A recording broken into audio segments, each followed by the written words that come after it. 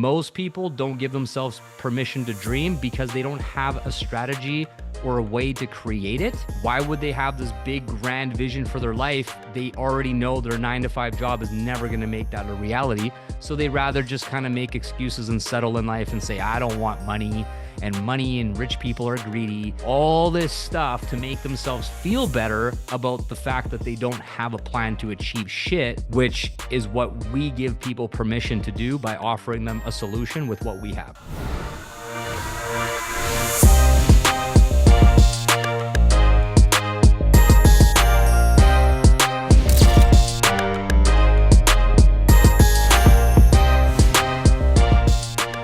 Jerome, what's up, dude? How you doing, man?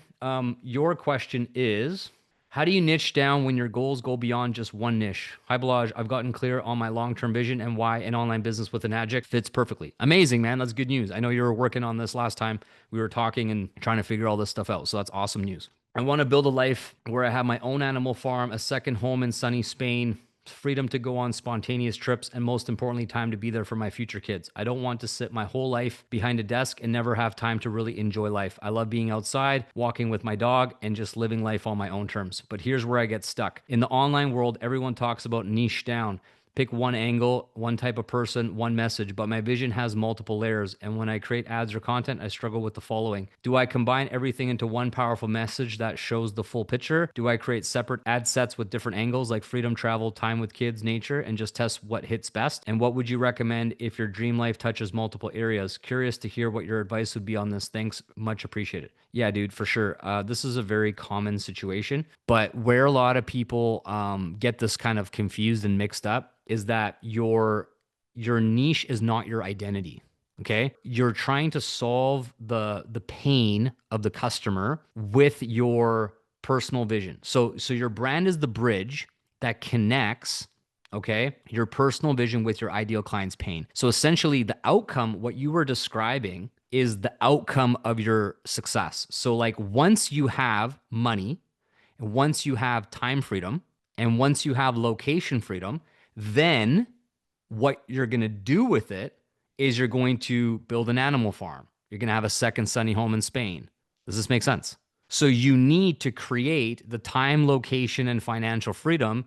And then you know what your why is to have those things, because once you built them, you basically have a vision for your life. Now, the bridge between that is that until you have time, location, and financial freedom, most people don't give themselves permission to dream like you are. The reason why you said here, I've gotten clear on my long-term vision and why an online business in adjunct fits perfectly. That's the key right there. Because if we remove online business with an adjunct, you would not be thinking about none of this shit. You would be thinking about paying your rent, surviving, barely getting through inflation, and like being depressed about where you're going to be in 10 years from now, right? So you have the vehicle and now you go, okay, I need a reason why I got to make this thing work, which is your why. But the why is the details that are specific to you. I personally don't give a shit about an animal farm and I never want one ever in my life. But that doesn't mean that you shouldn't have one. Like, that's amazing that you want that, right? Just like the thing that I want with my life and the things I want to do, you probably think is stupid and you don't want it either. That's fine. But the thing we have in common is we both need time, financial, and location freedom. And that's really what you're marketing. So then the next piece is when you say right here is the pain. So the pain is the piece that brings it all over here, because first you describe the things you want. Most importantly, time to be there for my future kids, period. Then you transition from that to what you don't want. This is the pain. This is the pain you don't want. I don't want to sit my whole life behind a desk and never have time to really enjoy it. So this is the opposite of time freedom. This is time prison, right? This is being owned by your job, not being the owner of a business. It is the exact opposite of your why. And then after you said that, which is almost like you're venting, this one sentence was your main pain point. I can tell. This is the thing that like keeps you up at night, that pisses you off, that frustrates you the most. I don't want to sit my whole life behind a desk and never have time to really enjoy life. So my automatic assumption is every single time you're at your job sitting behind your desk, you are like the least happiest version of you. Am I right? You're putting on a mask. You're fake smiling at everybody. You're just getting through the day, but it's a struggle for you. You're looking outside, it's sunny. You're like, oh my God, I wish I was out there right now. Right? So this deep, deep pain, and it's growing by the day. The pain is getting worse every single day. I know. I've been there. I felt that. I understand what it's like. It starts off with like this little thing and it spreads and it grows and it hurts more. And it's like this aching thing. And the only way to get yourself out of it is to actually go all in when you're not behind the desk. That's the trade off. The second you get out of the imaginary 9 to 5 jail cell, you're all in on actually carving the tunnel, right? Like if you were like literally in a jail cell, it's like you're getting out the little cafeteria spoon and you start trying to like dig the hole through the brick, right? And you're like barely making progress. You're like, doesn't matter, man. It doesn't matter. And you're trying to hide a pillow, in front of the hole so the guards don't see like in the movies. You're like, don't look back there. There's nothing back there. It's just my tunnel, but don't look there. Okay. So you have this one line. I don't want to sit my whole life behind a desk and never have time to really enjoy it. That's it right there, dude. That is where the majority of your content is going to be focused around, is different, very specific examples of you feeling like you're stuck, like you have no time, and you got to ask for permission and so on. And then you switch right back to, I love being outside, walking with my dog, and just living life on my own terms.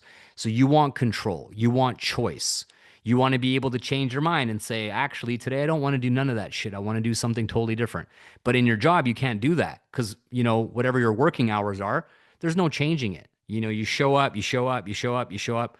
And then by the time the weekend comes around, you're probably just like ready to work on your business and you don't have as much time as you wish. And the weekend's over like in a flash. So back to the main point. Your niche is not your identity. Your brand is the bridge that connects your personal vision with your ideal client's pain. So your dominant theme here is freedom from the 9 to 5 and or time with family. Now, you mentioned that you want to have future kids. So Nicholas, who I believe is on this call, is in my blueprint program, and we talk about this stuff extensively over there with him. And one of the things that is unique about him and our story, is that we escaped from the 9 to 5 and we escaped from the job before our kids were born. But we were similar to you, where we knew we wanted a family. We knew we wanted kids. We knew that time was coming. There was like a ticking clock where when you're in a relationship and you're married, or you found the person you want to have kids with, it's a matter of time, right? Because if you don't have the kids within a reasonable amount of time, they're probably not going to stay with you because they're like, yo, like what's the hold up here? You know what I mean? And for women, there's a biological factor and an age factor, and there's a lot of things going on there.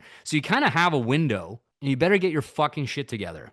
What I tell men, right? Get your shit together. This is not something you play around with, because if you miss your window, you'll miss the girl's gone. And then you basically have to be one of these dudes that's like 50 trying to get a 25-year-old chick who's basically ready to have kids before they're like, think they're too old to have kids. And that happens all the time. I see it all the time. But anyways, me and my wife, my wife is 3 months older than me. So I was extra fucked. I was like extra behind the time clock. I had to really catch up. So when I talked with her, the reason why I bring this up is because I had to visualize my life with two possible options. Option A is I do not create freedom, and my kids are born, and what do I have to do? What does my schedule look like? What are my sacrifices like? How much quality time do I get with them? I had to literally imagine that I'd be at work or something, and then my kids would do something for the very first time, and my wife would take a picture or a video or FaceTime me and send it to me, and I'd have to pretend I'm happy when I'm watching the kids, but really I'm heartbroken because I'm actually not there in person. So there was this whole thing of like thinking about these specific milestones and important things that all babies experience, right? The tiniest little moments, and be like, this could go down one of two ways. I could be free and I could have this dream realized in those moments, or I could still be trying to be free, but really deep down I'm miserable because I never got there in time. So Nicholas, the reason why I brought him up is because now he was struggling with his niche and his avatar and who he was speaking to, because he didn't actually live the pain of a dad who has to leave to work while his kids are young at home. He never had to experience that because he freed himself prior to his kids being born. So I told him, I'm like, what if you were the wiser, slightly older man who could speak to the 25-year-old men who are starting to be in committed relationships, possibly like thinking about engagement or marriage or whatever. And they're now at this point where they have 3 to 5 years to figure things out or else. And Nick gets to be the version of himself where he's got an alternative reality in his content where he gets to act or pretend like this would be my life if I didn't have freedom. But actually, no, thankfully, snap your finger, this is my actual life. And it cuts to his B-roll of kids at the park playing. He does activities with his kids every day, all this kind of amazing stuff.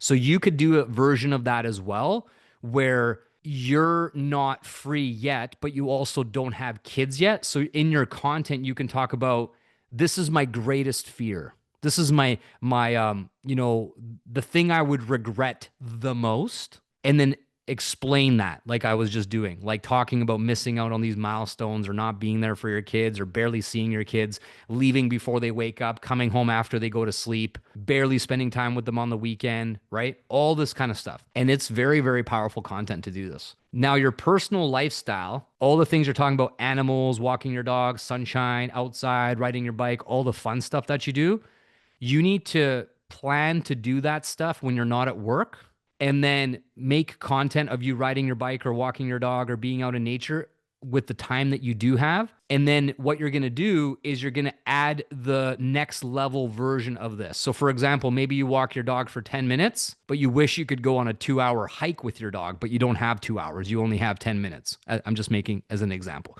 So you're doing the thing you love, but not enough of it. That's one example, is the amount of time that is currently available compared to how much time you wish was available. There's a gap there. The second thing is location, because remember, time, money, location, those are the three big ones, right? So the first one is a comparison of time. The current time you have, but the time you wish you had. There's a gap there. 15 minutes, 2 hours. Big difference. Once a week, every day. Big difference. See what I'm saying? Now, location is, you take your dog to the park in the backyard down the street from your house because that's as far as you can go because you got no time. But where would you rather go? You mentioned Spain. Do you live in Spain now? Okay, so you want to be in Spain. That's a spot that is exciting for you.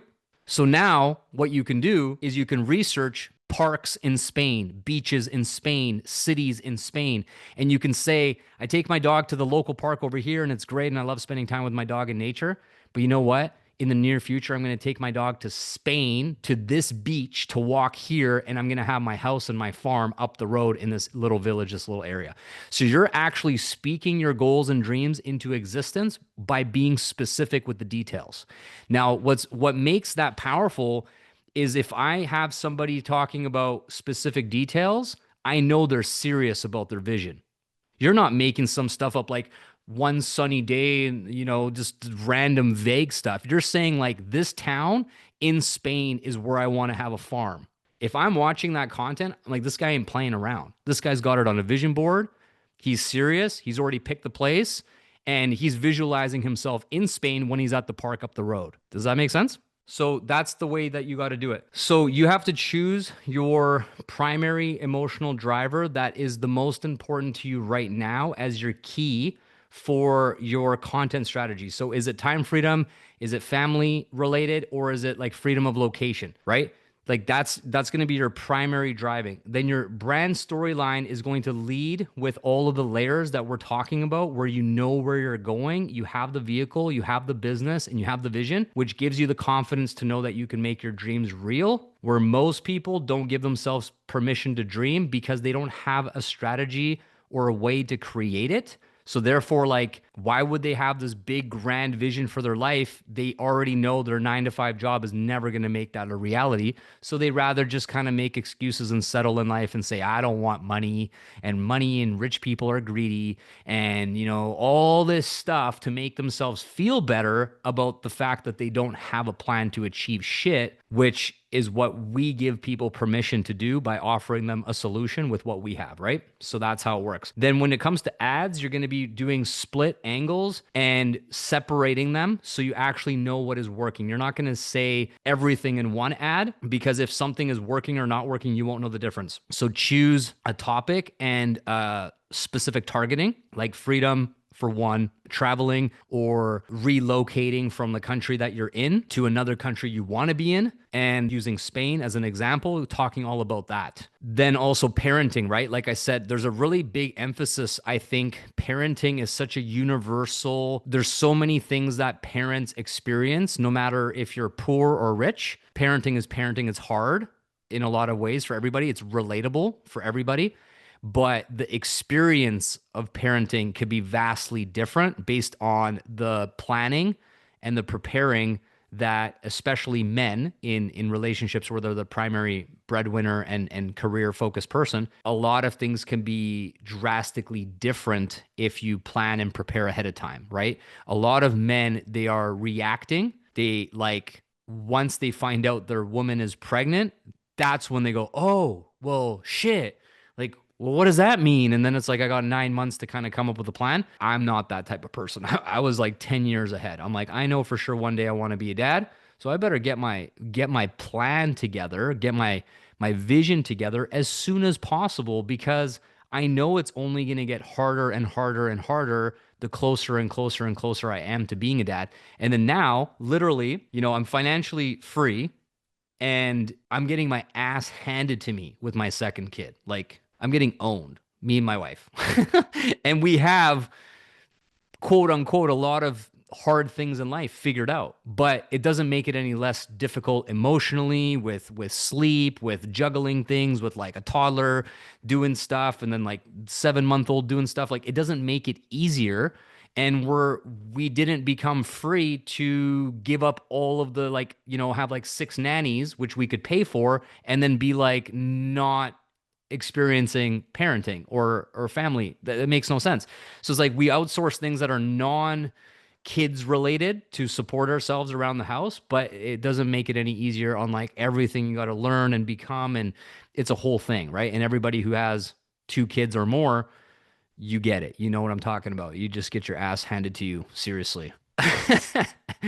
Oh yeah, the second one, it's just crazy, man. It's like you got 2 hands, but you got 5 or 6 things juggling in the air. You know what I mean? You're like, I'm not in the circus, but somehow I'm in a circus all of a sudden. It's like, it's pretty crazy. But you figure it out, and there's highs and lows and all that good stuff. All I'm trying to say is that if I wasn't around, if I had to work a job, if my wife had to work a job, if all these extra things on top of it, sure, we might be feeling some things less, like some things would be less difficult because we would literally be absent. It would almost be like not being in the game, like substituting someone else to play in the game for you, right? That's like how I kind of see daycare or whatever, is like, well, I'm busy, like you take care of my kid. And it's like substituting. So on one hand, it's easier because someone else is doing all the difficult stuff all day with your kid. But on the other hand, you're like not even sure what's happening, what they're being taught, who they're becoming. So there's like pros and cons to everything. So anyway, the point is that no matter what, it's challenging. But in your case, you have this powerful thing of like, look,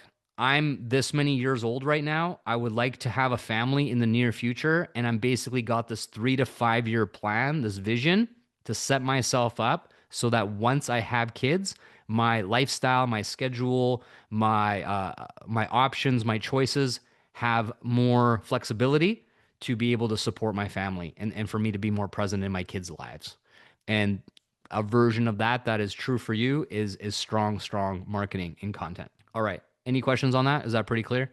Yeah, that's fantastic. Thanks. And then maybe one thing to add, like if I test on different ad sets and then one jumps off, then I go all in on that specific category, or you say like no, keep on testing and see what works Yeah, best.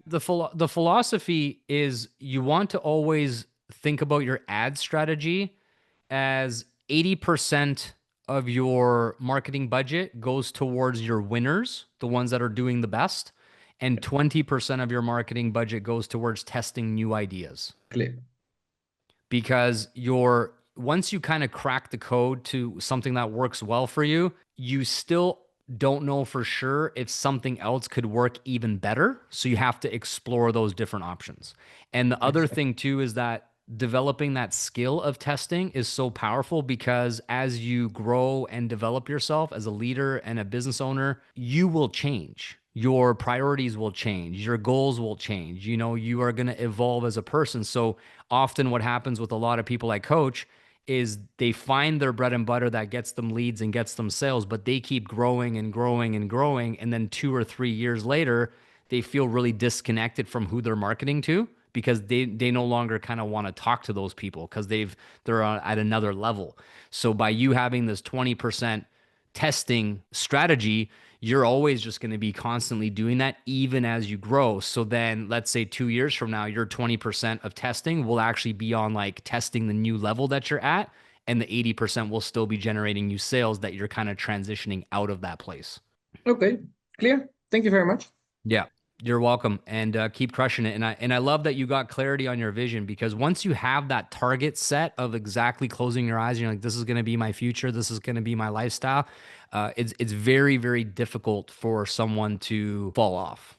You know what I mean? Most of the time, the reason why people quit is because they never locked into like, this is mine, this is what I'm building, this is where I'm going.